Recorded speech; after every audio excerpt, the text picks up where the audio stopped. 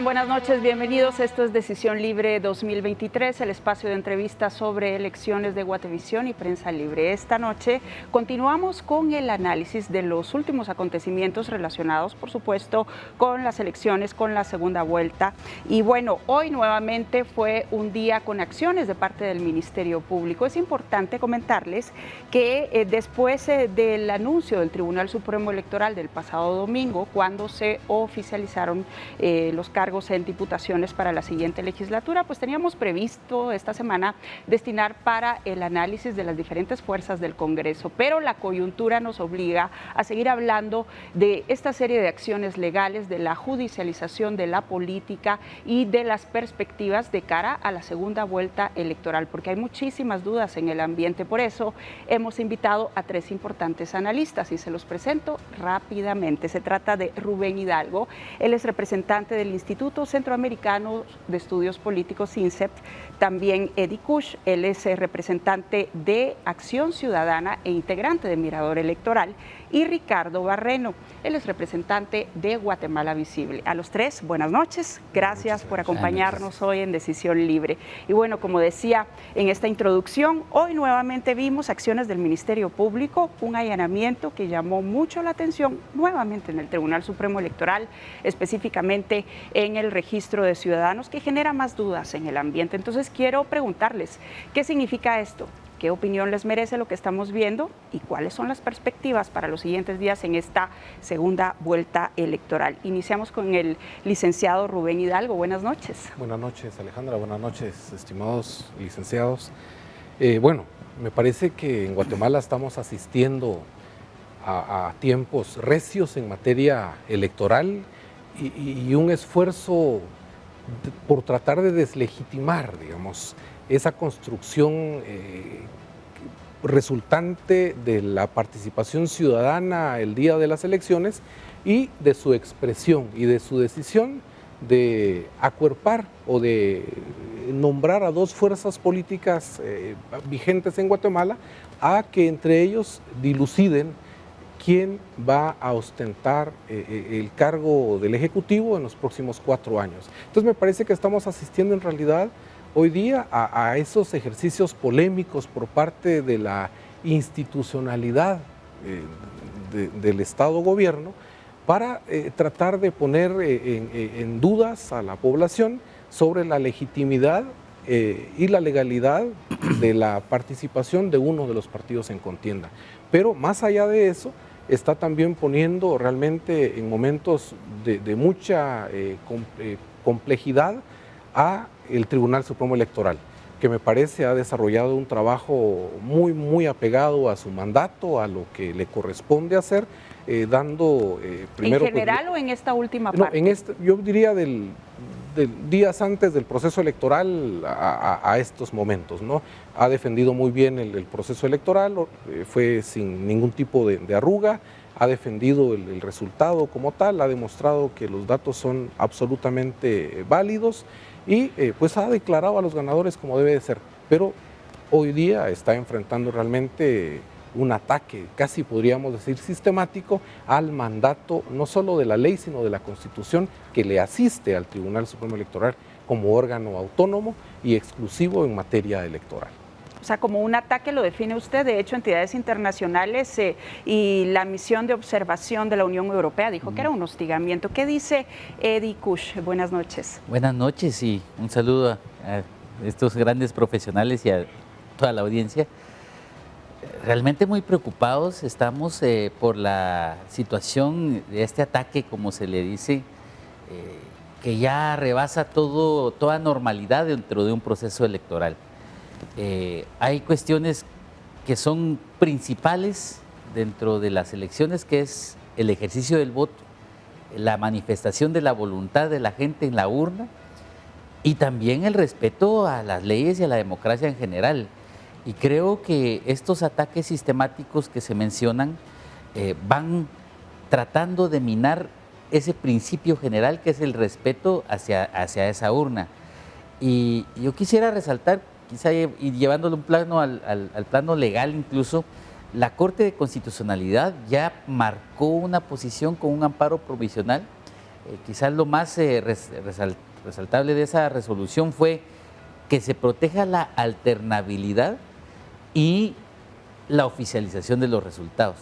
Y creería yo que ataques como los del día de hoy, el allanamiento que se hace al Tribunal Supremo Electoral, va en contra de eso que dice que dice la misma Corte de Constitucionalidad, y también lo que dice la Ley Electoral y de Partidos, y también lo que dice la Constitución de la República. Es decir, prácticamente estamos viendo un uso abusivo del derecho penal, un maximalismo penal, le podríamos decir, en contra de una institución democrática que ya vulnera cualquier principio de división de poderes, de democracia, y eso creo yo que es bastante preocupante. ¿Qué agregaría Ricardo Barreno de Guatemala Visible? Buenas noches. Gracias, buenas noches también a mis colegas y a quienes nos ven en casa. Yo creo que hay 2 o 3 aspectos que vale la pena mencionar y que creo que pueden dar luces para que en casa entendamos por dónde es que estamos transitando. El primero, hay que entender que la judicialización no es algo normal, no es algo propio, no es una anomalía propia de este proceso. Ya al menos 2015 veníamos con procesos de judicialización para intentar descartar la credibilidad de la institucionalidad electoral o de los mismos resultados. Lo particular de este proceso es que después del proceso normal administrativo de las impugnaciones es que comienzan recursos legales que en alguna medida entorpecen lo que hoy debe de ser importante, generar credibilidad en las instituciones, generar confianza o más bien interés en la ciudadanía, porque hoy tenemos una ciudadanía muy desinteresada de la política y una institucionalidad muy desacreditada y la institucionalidad electoral muy golpeada incluso. El segundo elemento que me llama la atención es el comportamiento de los 2 grandes actores que estamos analizando hoy. Por un lado, el actor judicial personificado en el Ministerio Público y por otro lado el actor electoral personificado en el Tribunal Supremo Electoral. Si hacemos una rápida revisión de cuál ha sido la conducta de ambos actores, vamos a ver que el único que cambió de conducta antes de la primera vuelta, antes de que ocurriera y después de que ocurriera, fue el Tribunal Supremo Electoral, y lo vemos de forma muy clara en los discursos que comienzan a mencionar. Veíamos antes de la primera vuelta un Tribunal Supremo Electoral de pronto con una percepción muy alineada a la conducta de las demás instituciones, pero después, de pronto y por los ataques que ha recibido, de pronto por los desgastes o por los apoyos que ha recibido, un cambio de conducta. Con esto yo no quiero decir que un actor sea mejor que otro, pero sí llama la atención y vale la pena que en casa lo evaluemos. ¿Por qué es que cambia de conducta un actor, mientras que el otro actor siempre se ha mantenido, llámenlo tajante, llámenlo objetivo para unos, subjetivo para otros, llamémoslo como querramos, digamos. Pero según su análisis, ¿por qué cree usted que cambia de conducta el Tribunal Supremo Electoral? ¿Se ve obligado ante la presión de la población, de los diferentes sectores? Yo creo que un apoyo que no tenía el Tribunal Supremo Electoral era la confianza por parte de la ciudadanía. Incluso en las mismas misiones de observación electoral, con alguna mediana intensidad de crítica, pero era muy observado. Si quieren, también podemos incluir el acompañamiento, la presión que de actores judiciales ha recibido después de la primera vuelta electoral. Fue atípico, y esto sí lo resalto, fue completamente atípico que distintos fiscales de partidos políticos exigieran la apertura de las cajas para el reconteo de votos. Eso como judicialización no había ocurrido.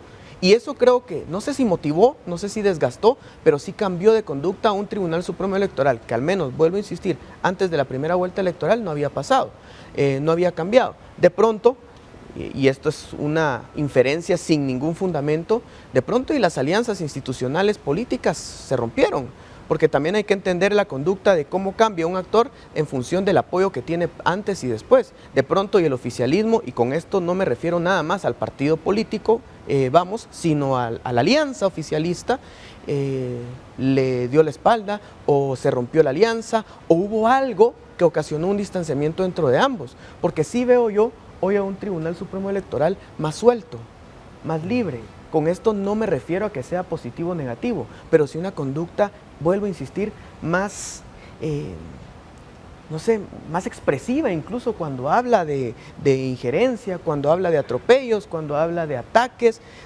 son palabras, son líneas discursivas que no veíamos antes de la primera vuelta electoral. Y de hecho, sobre esa misma línea hoy, precisamente con los allanamientos que se registraron en el Tribunal Supremo Electoral, que ya lo habíamos visto la semana pasada, el tribunal emite un comunicado donde pide respeto y dice que las acciones del Ministerio Público son ilegales. ¿Es suficiente un comunicado o haría falta, en este caso, por la importancia, más acciones del Tribunal Supremo Electoral? ¿Qué dice el licenciado Rubén Hidalgo? Pues a mí me parece que la posición del Tribunal Supremo Electoral, desde mi perspectiva, me parece que es adecuada en cuanto a que sienta una posición, enfrenta el embate al cual se está enfrentando, demuestra a través de lo que le corresponde en ley que tiene la competencia y el mandato para ser el administrador, el gestor y el que va a celar, cuidadosamente va a celar la decisión del ciudadano, y llama a las demás instituciones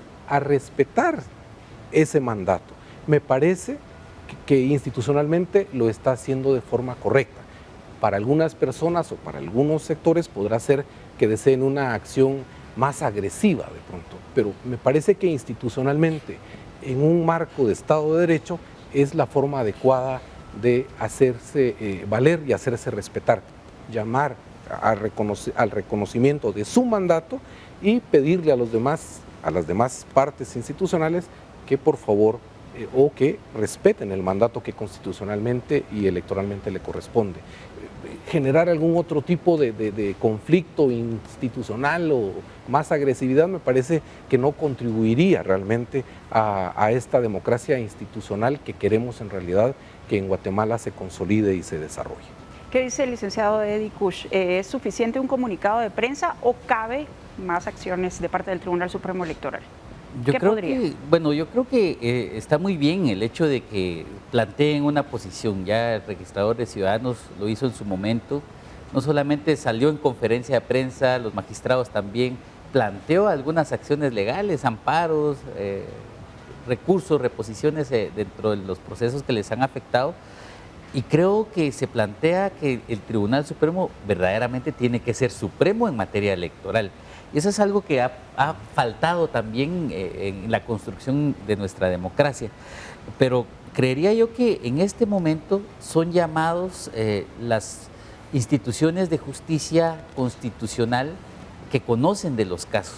La Corte de Constitucionalidad ya emitió una resolución, ya planteó también una posición, ahora es una sala quien conoce estos procesos, y ahora entiendo yo que uno de los partidos ya planteó una debida ejecutoria, es decir, en palabras más sencillas, es decir, porfa respeten la resolución que se emitió y ya detengan esta cuestión que realmente, bueno, yo como abogado lo digo, es ilegal lo que está pasando. Entonces, que se plantee eso por parte de los tribunales de amparo, y eso creería yo que frenaría de alguna forma esta circunstancia que ha propiciado el Ministerio Público y este juez séptimo de instancia penal. ¿Qué dice el licenciado Ricardo Barreno en cuanto específicamente a lo que se acusa de ilegal al Ministerio Público? ¿En qué momento va a parar y cómo se puede hacer que pare en esta situación? Yo creo que hay que evaluar un poco el costo-beneficio de un recurso para intentar frenar otro recurso. Vos de pronto ahí me corregís el léxico. No sé hasta qué punto, digamos, pelear con la ley, contra la ley o como se quiera ver, puede generar un beneficio en cuanto a credibilidad, en cuanto a certeza, que eso es algo muy importante. Algo que no se ha discutido es que el 20 de agosto de este año va a haber una segunda vuelta electoral. Yo creo que de pronto quienes creemos que así va a ser, debemos de promoverlo tantas veces sea posible, en medio de un panorama de incertidumbre. La alternabilidad del poder va a ocurrir, eso es constitucional, de pronto y con algunos matices, pero el comunicado del señor presidente lo mencionaba muy claramente. Pero el recurso legal en medio de un proceso jurídico, en medio de una judicialización, no sé qué tanto puede sumar. Yo creo que lo importante es que el Tribunal Supremo Electoral, para bien o para mal, lo digo poco por la alternabilidad en cuanto a su conducta, está generando mayor acercamiento con la ciudadanía organizada en misiones de observación, ciudadanía internacional organizada también en misiones de observación, cooperantes, etcétera, pero me parece que un actor clave en cualquier sistema político, en cualquier sistema democrático, son las mismas organizaciones políticas. Y yo no sé hasta qué punto las organizaciones políticas hoy siguen confiando en un Tribunal Supremo Electoral. Y me parece que es bastante peligroso que en una democracia organizaciones políticas y Tribunal Supremo Electoral estén completamente divorciados. No quiero decir con esto que tengan que tener un amorío profundo que complique la objetividad del Tribunal Supremo Electoral o que confunda a las organizaciones políticas a que el Tribunal Supremo Electoral debe responder a los partidos políticos y no de forma objetiva, pero sí me parece que la recuperación de confianza de las organizaciones políticas hacia el Tribunal Supremo Electoral tiene que ser clave. ¿Y qué pasa, perdón que lo interrumpa ahí, qué pasa con la confianza también hacia las organizaciones políticas? Porque hasta el día de hoy no tenemos claro quién está de qué lado en todo este lío legal que estamos observando en esta etapa de la segunda vuelta. Pero yo no sé si esto, y de pronto acá ustedes me corrigen, o usted mismo, o en casa también, yo no sé si esta desconfianza se incrementó en este momento o ya veníamos con un proceso electoral en cuanto a la ciudadanía altamente polarizado. Es que yo creo, y fragmentado incluso, yo creo que entramos a un proceso electoral ciudadana en cuanto a la ciudadanía confundidos de cómo iba a ocurrir el proceso, si el Tribunal Supremo Electoral iba a tener la capacidad, cuál iba a ser el desempeño de un Congreso de la República que quería repetir en la mayoría de sus representantes, con una incertidumbre municipal de quién podía, quién no. Empezamos con una polarización, con una fragmentación ciudadana bastante alta antes del proceso electoral, pero la desconfianza ciudadana se fue incrementando, eso sí creo yo, y se agudizó aún más en este tiempo. Yo creo que ese es el gran desafío en cualquier sistema democrático. La desconfianza no es propia de este proceso, ni de esta democracia, pero la capacidad que tenga el Tribunal Supremo Electoral de negociar, y por favor con negociación que no se entienda una negociación oscura, una negociación perversa, sino una negociación democrática. Los comunicados que pronuncia a través de promoviendo el diálogo, esto es una forma de negociar, aunque parezca triado, pero resulta ser necesario. Pero la capacidad que tenga el Tribunal Supremo Electoral de negociar, de entablar diálogos a través de las reuniones de fiscales de partidos, por ejemplo, que tienen cada semana, a través de espacios de comunicación, me parece que puede en alguna medida subsanar o generar una tensa calma de cara al 20 de agosto, porque yo no sé cuánto más el sistema puede aguantar una judicialización. No, y es que aparte los días se están sintiendo largos. Tengo que hacer la primera pausa en Decisión Libre, pero hay varios temas que queremos poner sobre la mesa esta noche. Por ejemplo, las reacciones internacionales. Vimos ayer un pronunciamiento de la Organización de Estados Americanos, hubo una asamblea, también la lista Engel, que ha generado diversas reacciones. Y bueno, por supuesto, la pregunta es cuál va a ser la posición de los diferentes sectores a partir de los acontecimientos de esta semana, porque es posible. Vimos pronunciamientos la semana pasada, pero ¿qué va a pasar de aquí en adelante? ¿Se van a mantener en el barco o no? Es una pregunta que les dejo sobre la mesa. Vamos a la pausa y ya volvemos. Esto es Decisión Libre 2023. Gracias por su sintonía.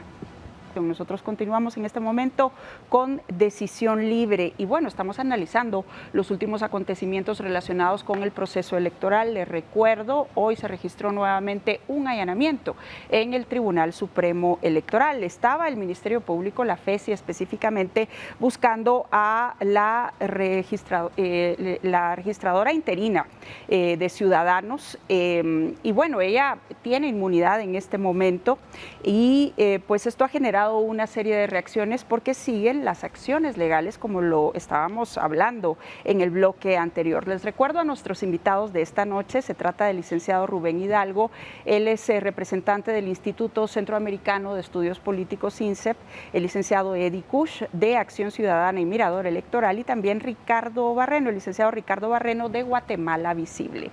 Bueno, en el bloque anterior hablamos de estas reacciones internacionales que se generaron. Mencionamos la asamblea de la Organización de Estados Americanos, hubo pronunciamientos, pero también ayer se dio a conocer la lista Engel, que ha generado una serie de reacciones. ¿Cómo impacta esto en la segunda vuelta electoral? Iniciamos ahora con el licenciado Ricardo Barreno.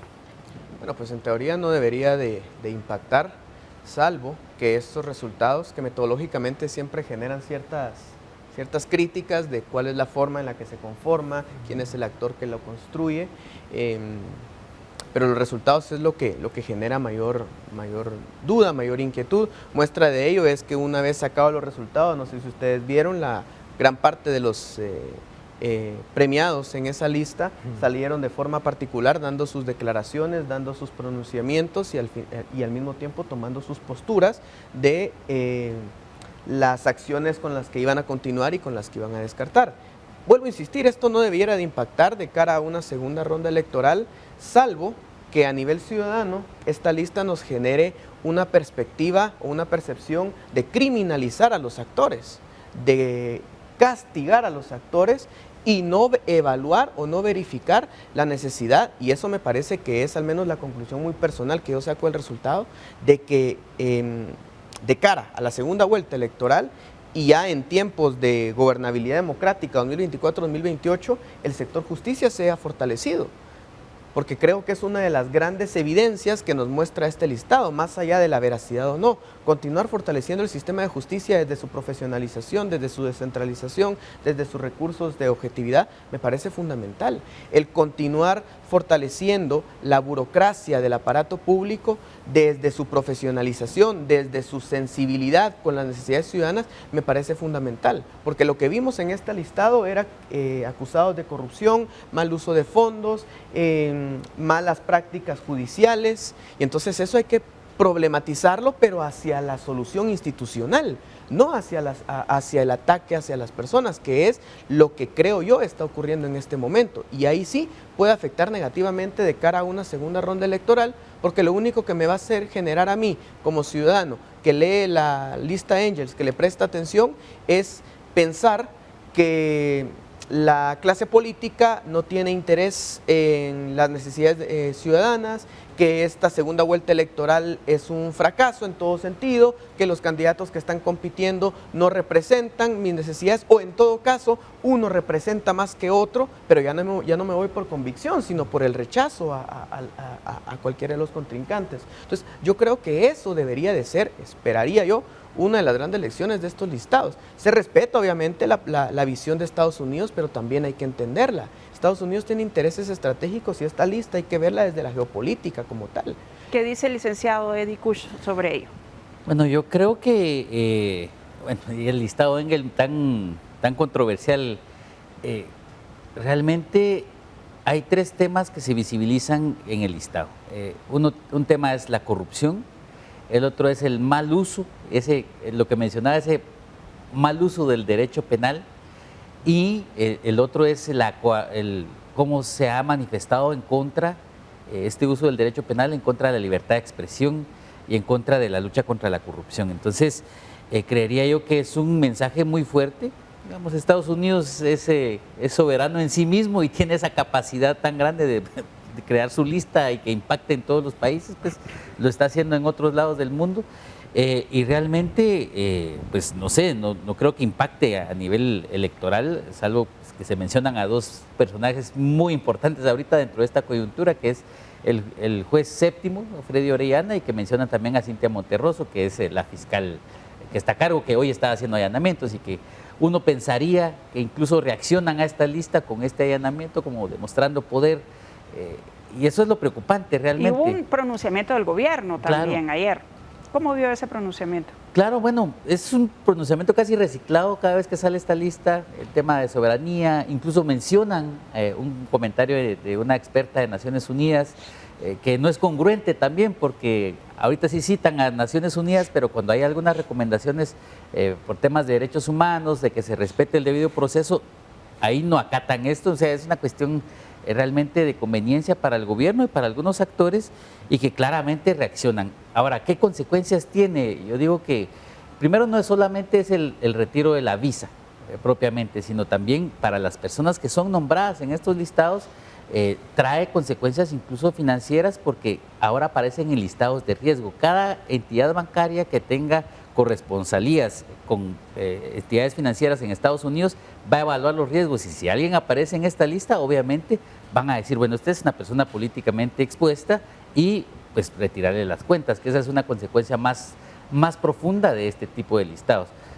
Pero en general creería yo que combinado con lo que pasó en la reunión de la OEA, los mensajes que está mandando el gobierno de Estados Unidos, también hay mucho interés geopolítico por lo que está pasando políticamente acá en Guatemala. ¿Cuál es el impacto entonces o el efecto que usted observa, licenciado Rubén Hidalgo, sobre estas acciones y pronunciamientos internacionales?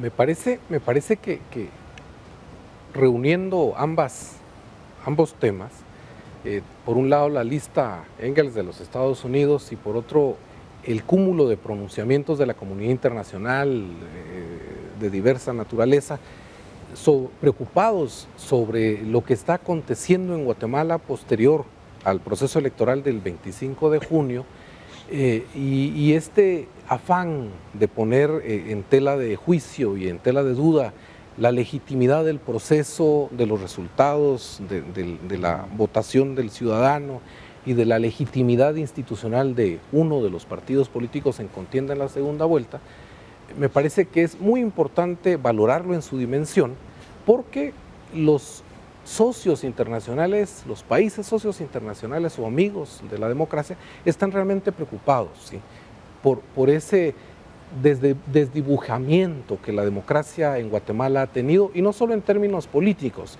sino en términos económicos, en términos sociales, en términos de salud.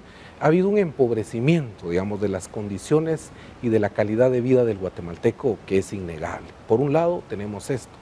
Por el otro lado tenemos la famosa lista publicada el día de ayer, pero que sintomáticamente señala a varias personas involucradas en el sector justicia, por una u otra manera, pero en el sector justicia. Y esto empata muy bien, digamos, o empata muy mal, como querramos verlo de pronto, pero con lo que dice la teoría sobre la degeneración, el desgaste que ha sufrido la democracia. Y en muchos casos las experiencias dicen que la democracia se ha ido diluyendo a través de ejercicios mal enfocados de la práctica de justicia. Se ha instrumentalizado la justicia para coartar o limitar las libertades, no solo ciudadanas, sino de partidos políticos, de organizaciones políticas, de medios de comunicación, en fin, la justicia instrumentalizada con el objeto o con el objetivo de limitar las libertades para una práctica plena de vida cívica, política y electoral. Y esto encaja, eso es triste, pero encaja en la teoría, y me parece que esto nos permite a los que le damos seguimiento a los acontecimientos políticos, sociales en Guatemala, pues es algo que nos debe de prender las luces de alarma y decir, realmente, pues pareciera que la teoría está casando con la realidad en estos tiempos en Guatemala.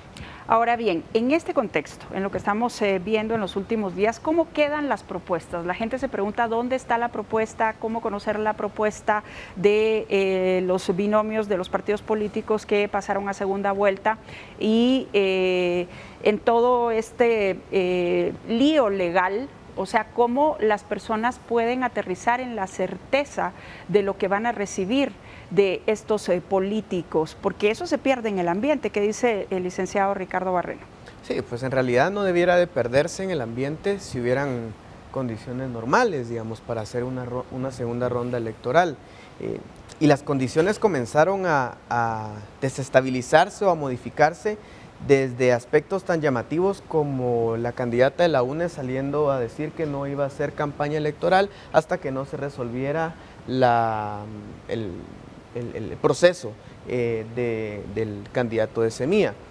Particularidades que llaman la atención, pero que pueden llegar a tener un efecto en la capacidad y posibilidad que tengan ambos candidatos de presentar sus propuestas.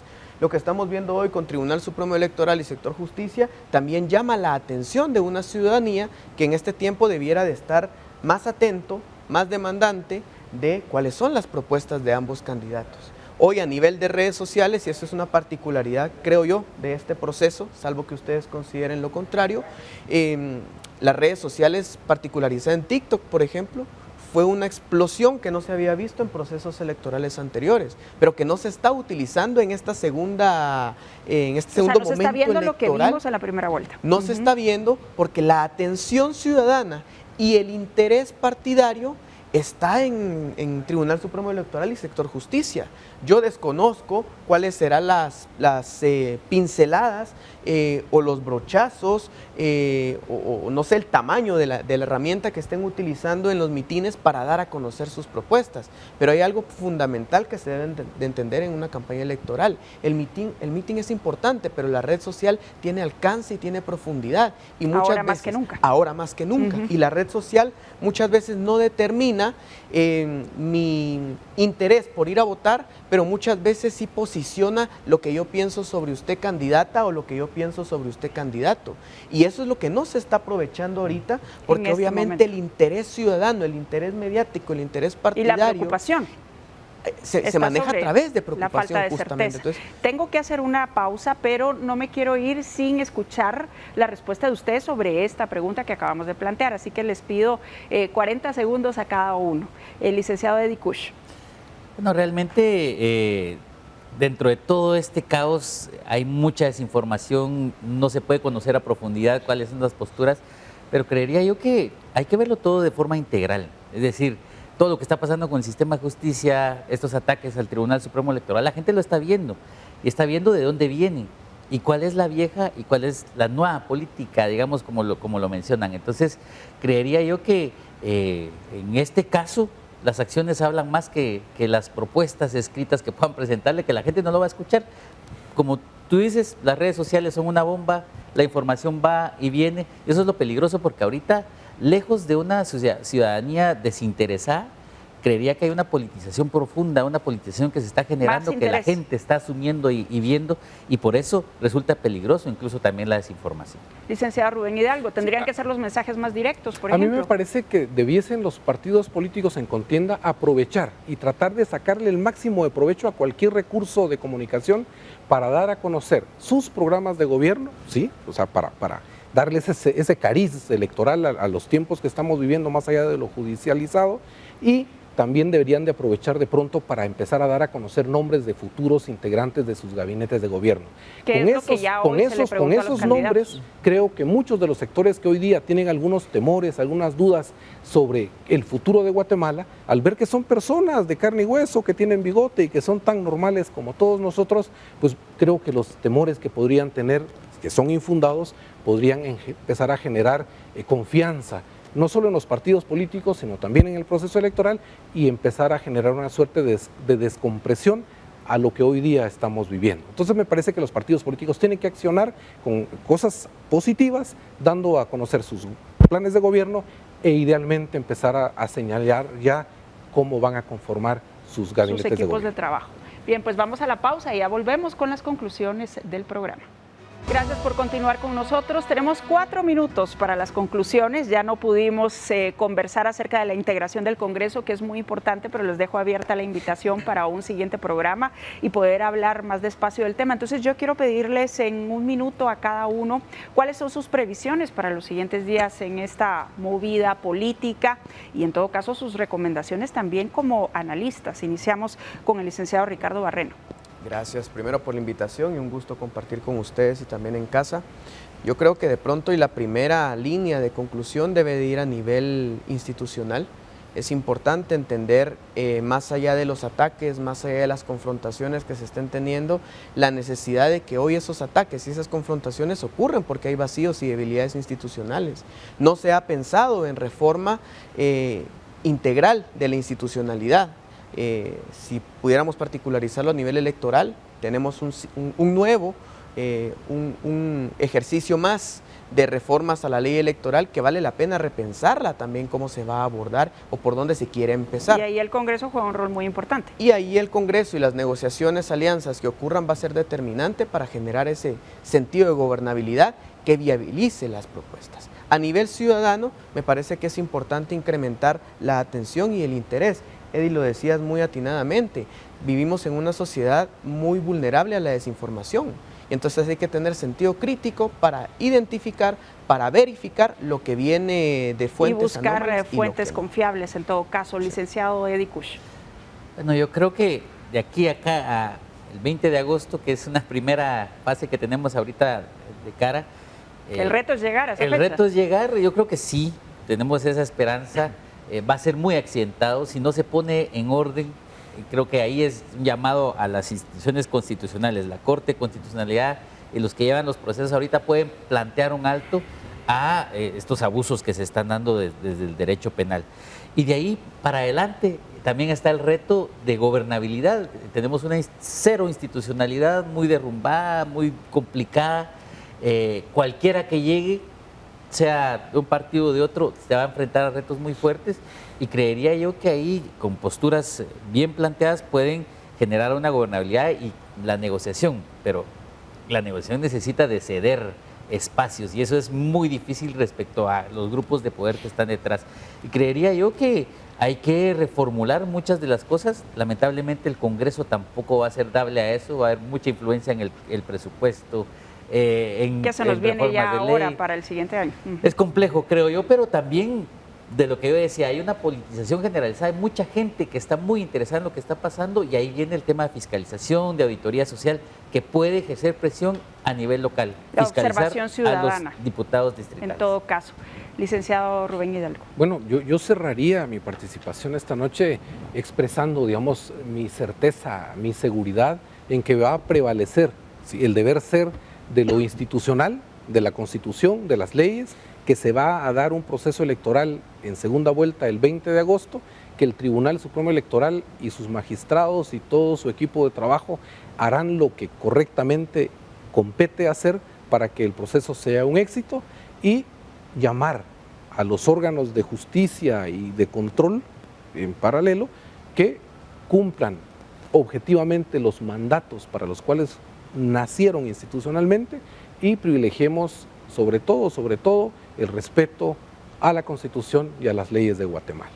Bien, pues licenciado Rubén Hidalgo del INSEP, muchas gracias. Licenciado Eddie Kush de Acción Ciudadana y Mirador Electoral, también muchas gracias. Y licenciado Ricardo Barreno de Guatemala Visible, muchas gracias. A los tres, gracias por acompañarnos en Decisión Libre, y a la audiencia, por supuesto, gracias por su sintonía. Recuerden que este programa se repite mañana a las 15 horas por Guatevisión, y también podrán encontrar el link del programa completo en nuestras diferentes plataformas, tanto en Prensa Libre como en Guatevisión. Muchas gracias por su sintonía. Buenas noches, que descansen.